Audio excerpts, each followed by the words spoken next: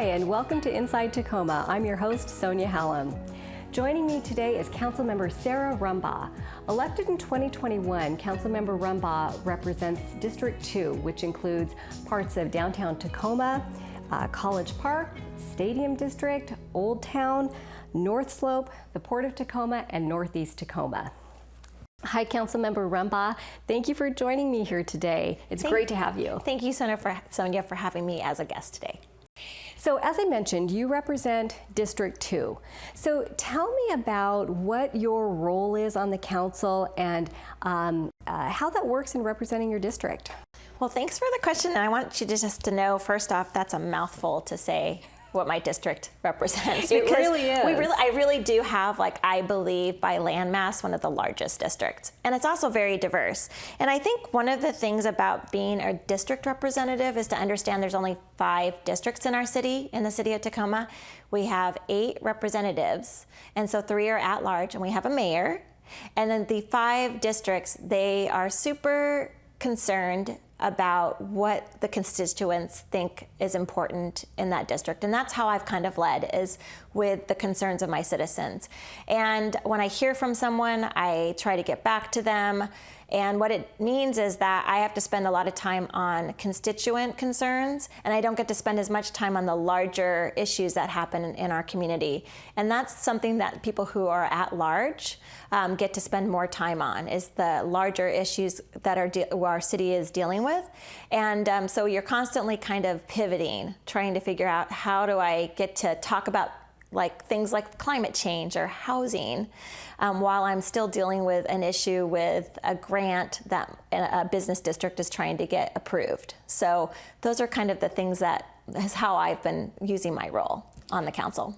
Well, and it sounds like a lot of the work that you're doing representing the district ties very well with the experience you have in public service and in planning. So tell us about how your background has helped you in your role. That's such a good question. I would say that my background has helped me because I know that I am not an expert on issues. I always have things to learn, but I can start at a different level when we're talking about different issues. For instance, I'll just mention housing, because that seems to be a big hot issue right now. Having been a city planner, I know a lot about housing, and I understand how the zoning code works, and I understand what it means to have to do a SEPA, an environmental review document. I understand what it means to do a comprehensive plan amendment. And so I don't have to get caught in the weeds on those kinds of things. I can start with the issues that are at hand and think about long-term how they're going to impact our community. So that's the best part about me as a council member, is that background has helped me really be able to lean in a different way to issues. And I think I always talk about this when I come on shows, that people need to know that there's 4 different committees of the council. I serve on the Community Vitality and Safety Committee, and then I also serve on the Government Performance and Finance Committee, but there are 2 other committees, and there's the Infrastructure Planning and Sustainability Committee, and then there's the EDC, which is the Economic Development Committee. And because of my planning background, I don't sit on IPS or EDC, but I know a lot about those issues. So I feel kind of like I've got all the different bases covered, which is really great. So you mentioned the 2 committees that you're on. Tell us a little bit more about those 2 committees and what do you do on those committees? Oh my gosh. Well, what do they cover? Well, I think for citizens, if you're listening to this show, which I know that 1 million people are going to be listening to it, one of the things that you should know is that that's where the work of our council happens, is in committee. And in CVS, Community Vitality and Safety, one of the things that we're looking at right now is our chronic nuisance code, doing updates to that. That's where we've been looking at anything that has to do with sustainability, in terms of documents that might talk about anti-racism, things that are, and then we talk about police and community vitality and safety, so that's another thing. We also have commissions that we pick people for. And so they come through our committee. And one of the ones, of course, I care the most about is the Human Rights Commission, because I was on the Human Rights Commission. So we do the interviews for that. So those are some of the things that we do on that committee. And government performance and finance is more about the budget for the city. We work with Tacoma Public Utility. We do it's supposed to be the mayor, but she's so kind. She lets us pick the people who will be on TPU. So we do those interviews. And I would say the other thing that happens there is the audits. We review the audits when they come through. So it's more the technical stuff. And I can say that Councilmember Hines, who chairs it, has made it really fun to be on there. I would say he's made it kind of sexy to be on government performance and finance. Not an easy task. Right. So you just briefly mentioned commissions. So I want to go back to that for a minute and have you talk a little bit about the value of commissions and how can the community become involved, or do you recommend that the community become involved in commissions? Oh, I think the commissions are really important. I think that if you look at me, one of the ways I decided, I don't know, 4 years ago or 5 years ago, I wanted to be to run for office. I had said, I want to run for office, and I went to someone and I said, if I want to run for office, what are some things I should do? And one of the things that person who's really smart said, you should get on a commission. I was like, excellent, how do you get on a commission? So I went online to our city, to the city website, and I found where the commissions were, and you can actually apply for a whole bunch of different commissions at the same time. So if you have an interest in planning, you can apply for the Planning Commission. Maybe you care about the events that are taking place, you can apply for that commission. And we have so many commissions, it's crazy. I'm sure that you could find a commission for anything there. But the thing is about commissions, it's the place where as a citizen, you get to have some say on what's happening in our city. And I would definitely tell people that that is the place to get involved in our city. And there's always openings for different commissions. And I know that being on Human Rights Commission really helped me become the better person that I needed to be in elected office. It really helped me understand what it means to be a person in Tacoma. What are the big issues that people are dealing with? I mean, they're the ones that when there's an issue with a job where someone feels like there's discrimination or housing discrimination, you can apply. You can go to that Office of Equity, which is through the Human Rights Commission, and you get to apply. You can file a grievance, and then you look at your complaint. So knowing that we have that available here at the city, we have people who actually investigate that, and I got to be involved in that. It was really powerful to know that I was listening to people's concerns about the color of their skin impacting whether or not they could get housing.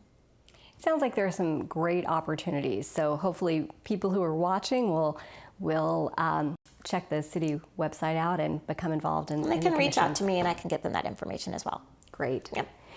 And it sounds like the work that you did on commissions is just part of the involvement that you've had in public service. I mean, you've been on other boards, so like the Affordable Housing Consortium and the Associated Ministries Board. You were board president, I believe. How did that play into some of your interests? Like, I know that you're very interested in housing. Right. How does that connect? Well, I was president of my temple Bethel, so I am Jewish, and I found out that we had a representative from my temple that was sitting on the Associated Ministries Board.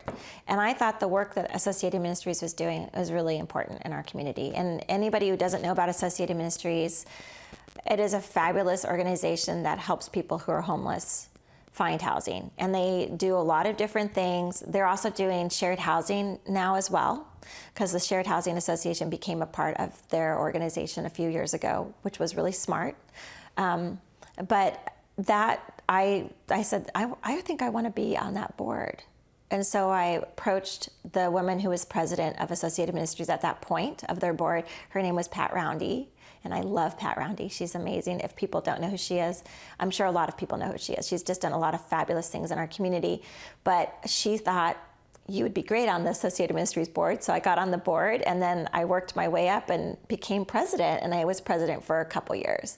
And I would say that that helped guide me in learning about the issues of homelessness and really leaning into what's working to try to get people into housing and into shelter, and knowing that no one wants to be homeless. The fact that there is that story out there that, oh, there are people who just want to live on the streets, that's not true. People really do want housing. It's just sometimes we've been disconnected for so long from what we as community thinks you should be doing that it's hard to get people back there. And there's a lot of things that happen, trauma. And I think that, as much as we are as a city trying to help with this, it's hard to reach everybody. So I think Associated Ministries, Catholic Community Services, the Rescue Mission are all doing really good work in our community trying to get shelter and housing for people. I also want to put out Lehigh because they've been doing a lot with tiny homes as well.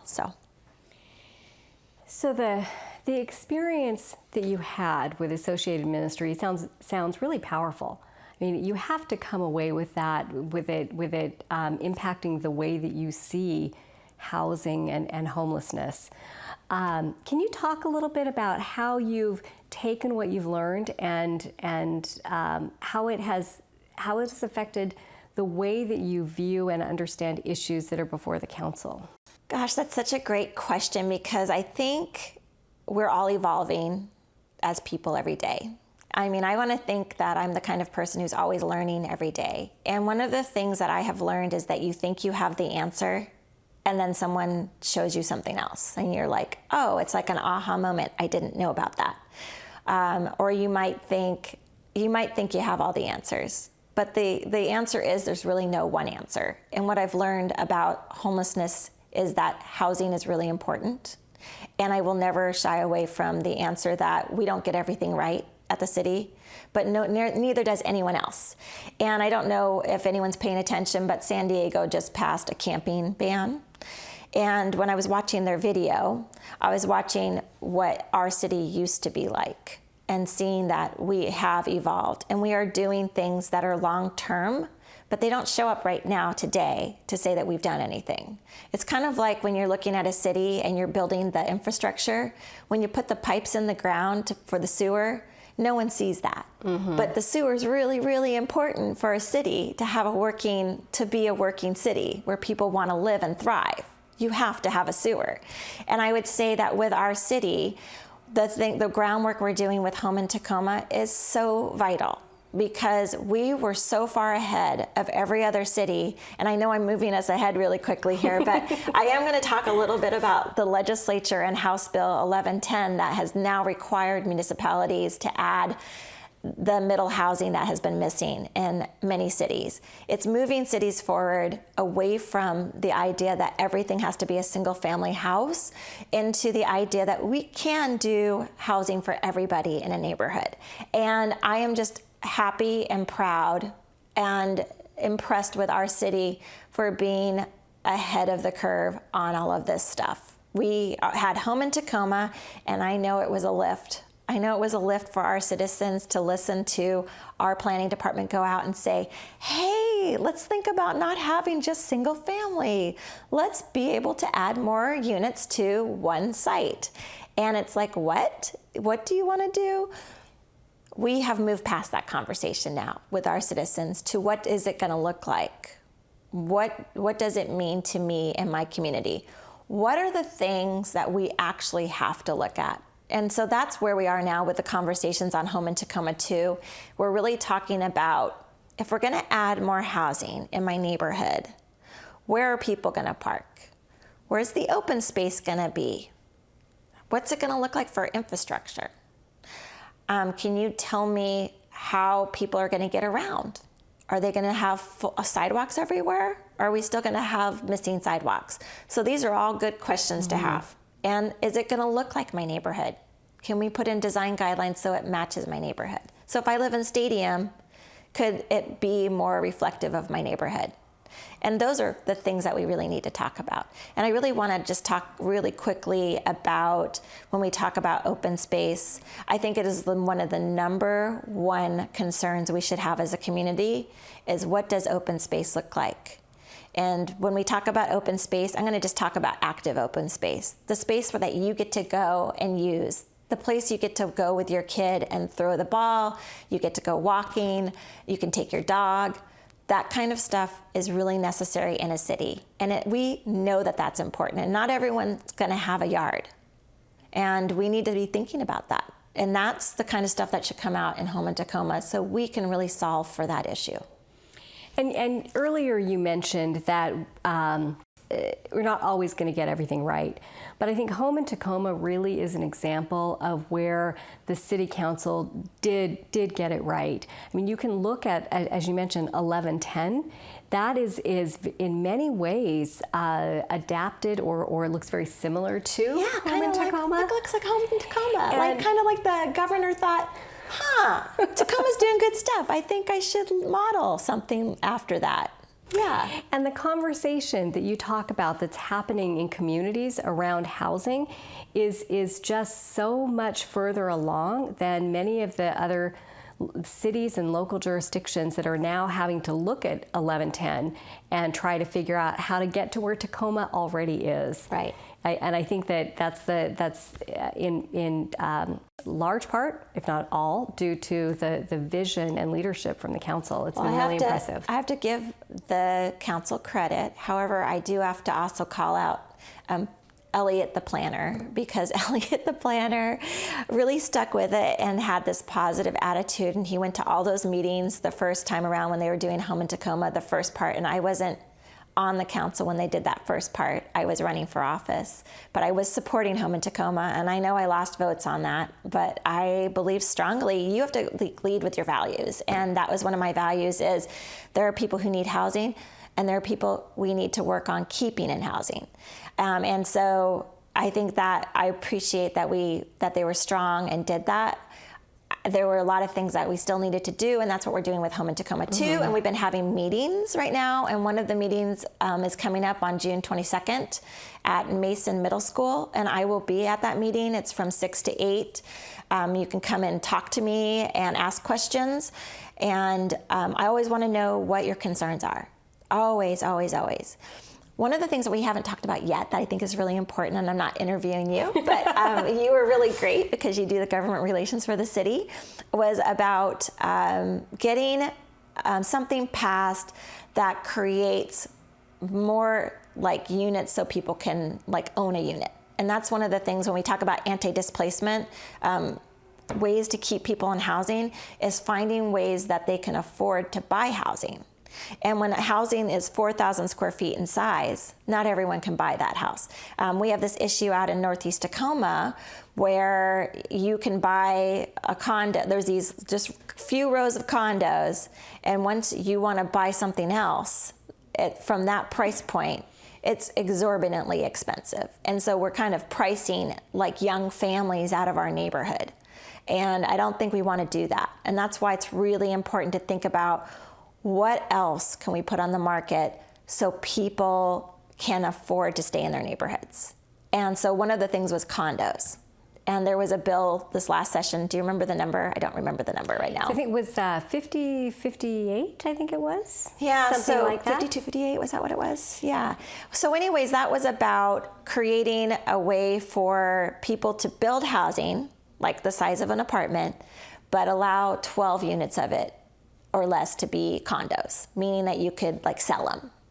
And right now, the way it was before that was that everything that was a rental, if you wanted to be able to sell them, you had to get private funding because you couldn't get a loan from the bank because they didn't want to worry about the insurance because it was really expensive.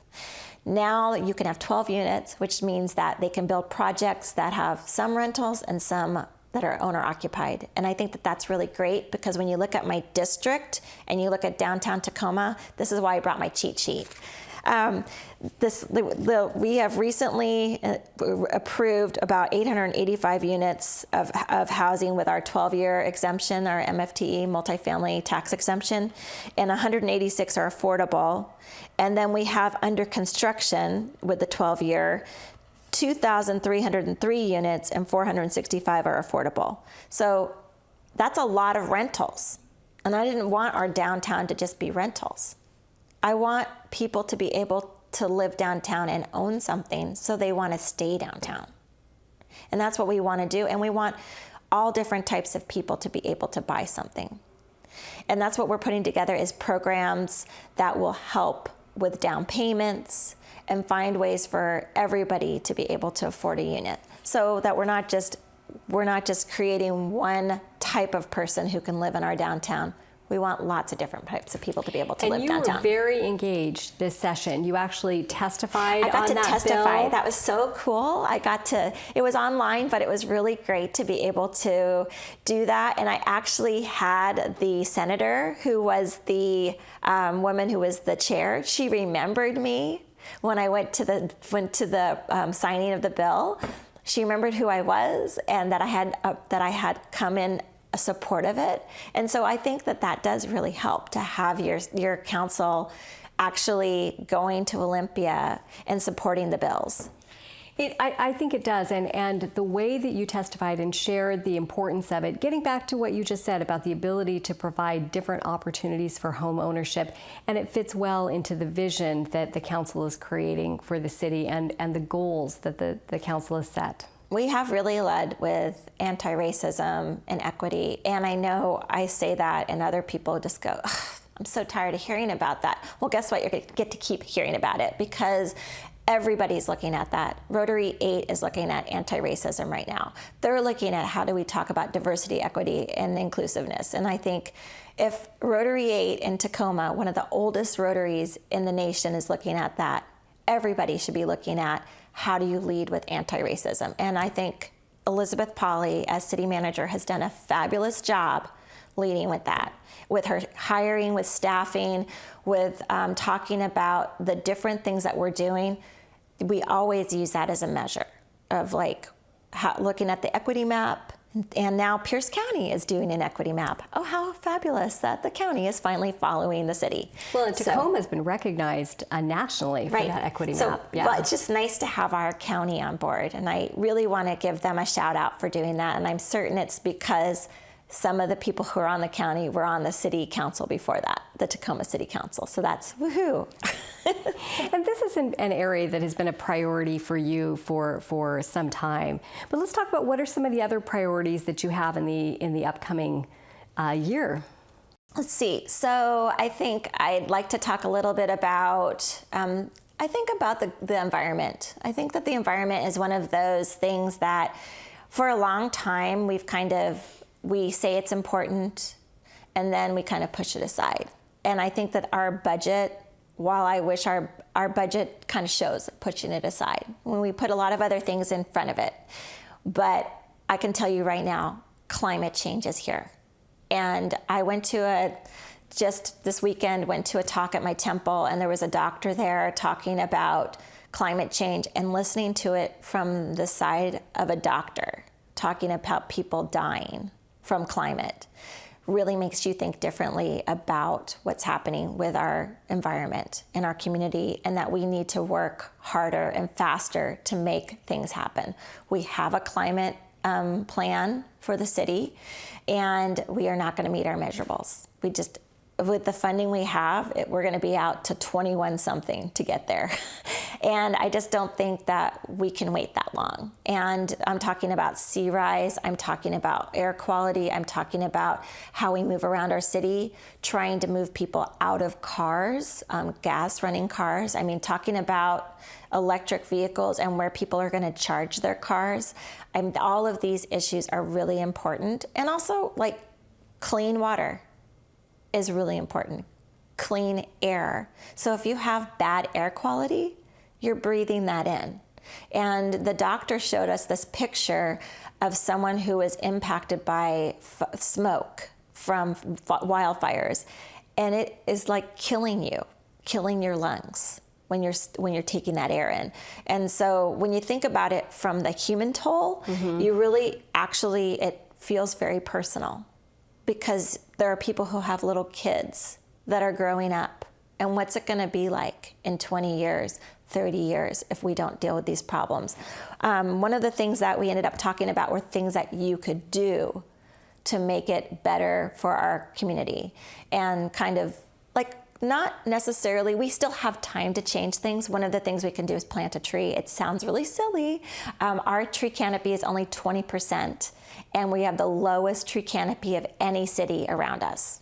And it's actually, that should be like a heart stopper for you, because trees do so much for us. They clean out the carbon dioxide. They clean out other chemicals that are in the air. They provide shade. They make it so that people can live in areas and are in a desert. And so a lot of the programs that we're doing at the city are about supporting organizations like the Tree Foundation that's working to create plant trees, Pierce Conservation that has a PAVE program with us, or it's a DEVE paving program where they go out and they work with the city to break up the concrete and then plant trees. Trees are really important. So I'm hoping that citizens will think to plant a tree in their yard. That will help. Well, and you're clearly passionate about environmental issues. So I have to think some of your background and your history, I mean, you have a master's in environmental studies. That must have an impact on how you view these issues, and how you view the work of the city and the council on these issues. So it's so funny. You don't know what you do in your life and where it's going to lead you, right? So I went to Gonzaga University. I have a bachelor's degree in political science, and so here I am doing something in politics. My master's degree is from Evergreen State College, and it's in environmental studies. And when I did that, and then I became a city planner, I was like, am I really doing everything I can do for the environment? I would say, serving on council, I really am doing everything I can to help the environment. And that background has really helped me understand better. One of the things people say a lot of times is, oh, science will fix this. Well, guess what? Science doesn't fix everything. Science does some stuff, like I would say electric vehicles is a great choice. If you're going to look at a car between a gas car and an electric car. And the governor did pass a bill that says by 2030, every car that's sold in Washington state needs to be an electric car. But that means that then we have to figure out, how does our grid support all that new electricity that we need? So that's another problem, right? So we fix one thing and then there's another thing. So I think that I do really care about this, and I think my background is helpful, because you kind of learn a different way of thinking going to Evergreen State College, and that I can't say enough about Evergreen and what it gave me, which was I went from like a place where you read something and then tell somebody what it said, to you read something, tell somebody what it said, and then you ask, well, what do you think of that? And I think that that's what skill I gathered at Evergreen. Just so you know, there are 6 people on our council that went to Evergreen State College in some capacity. And I think being a greener, it's somebody who understands consensus, how to talk to people about paradigms, synthesizing information. And I think that you hear that when you're listening to us at council meetings. Well, and the skills that you developed are obviously transferable. And I imagine that when you are at events and working with people in the community, those skills are important in engaging and really listening and understanding.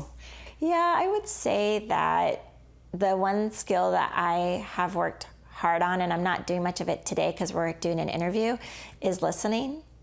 And listening and not always having the answer, because I don't always have the answer. And I think that showing up, being just me, and letting people know, oh, I'll go get the answer for you, or I heard what you had to say, let me see what I can do.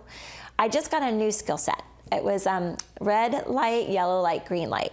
So I'll start with the green light. The green light is, yes, I can help you with that. Yellow light is, I'm not sure, let me go look into it. And red light is, I can't solve this, but here are some things that you can do, and we can make that a long-term challenge of ours to work on. And so I think that the skill set I have is, the one thing I have been really working on is listening. And not everyone is a good listener. I mean, we say probably more words than we hear and take in and absorb.